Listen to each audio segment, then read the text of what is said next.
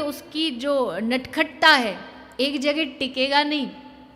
मैं बार बार इसका उदाहरण देती हूँ कि आप एक भैंस के जन्मे बच्चे को देख लो, एक बकरी के जन्मे बच्चे को देख लो, आप दूसरी तरफ एक गाय के जन्मे बच्चे को देख लो, दोनों में जमीन आसमान का फर्क होता है।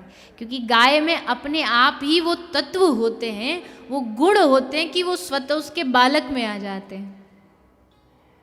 और वहीं अगर हम अपने बालकों को गाय का दूध पिलाएंगे तो वही फुर्ती, वही नटखटता, वही भोलापन आपके बालक में भी आएगा।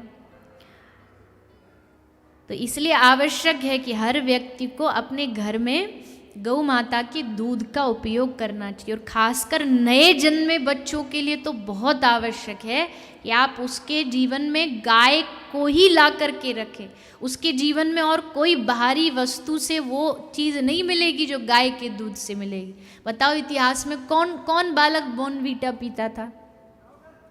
मतलब मैं उसके कोई विरोध में नहीं हूँ, पर कौन किसके पास था ये कि चॉकलेट दूध पियो, फलाना ये पियो ये पियो।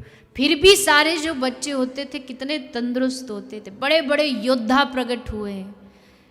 महाराज शिवाजी, महाराणा प्रताप, ये इस देश के गौरव हैं। और इन गौरवों को जो शक्ति मिली वो कहाँ से मिली है? वो शक्ति उनको गौ माता के दूध से प्राप्त हुई है।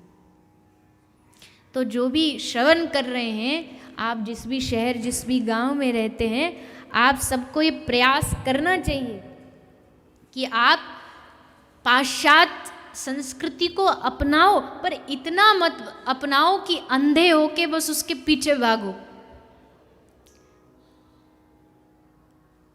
हम आँख पे पट्टी बांध लेते हैं और जो पाश्चात्य जगत कहता हम वही मानने चलने लगते हैं, और उसका परिणाम फिर हम आगे जाके धोखा खाते हैं।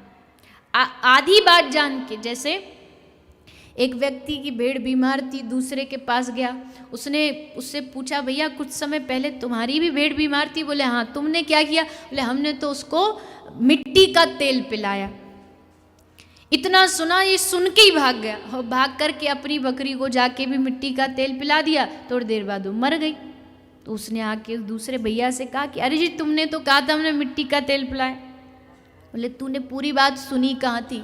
आधी सुन के भाग गया। मैं भी यही कहना चाहता था, मैंने मिट्टी का तेल पिलाया और मेरी बकरी मर गई, पर तूने आधी बात सुनी नहीं, सुन के उत्साह में भाग गया और तूने भी वो कर डाला और उसका परिणाम देखो।